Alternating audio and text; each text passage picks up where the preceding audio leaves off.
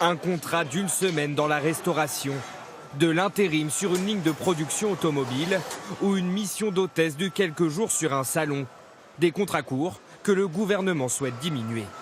Dans certaines entreprises, il y a vraiment, un excès de recours à l'emploi précaire qui du coup pénalise l'accès à l'emploi durable. Le gouvernement souhaite surtaxer les entreprises par un système de bonus-malus.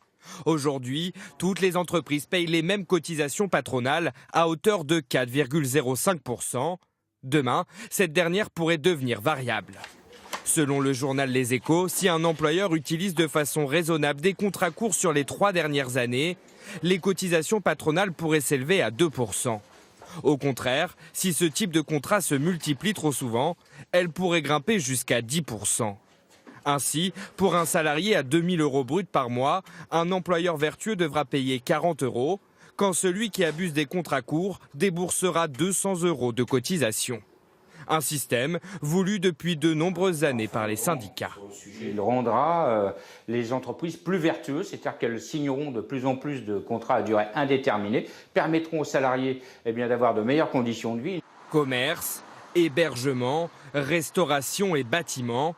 Dans certains secteurs, la réforme est jugée pénalisante. Il nous faut faire face à des surcroîts d'activité.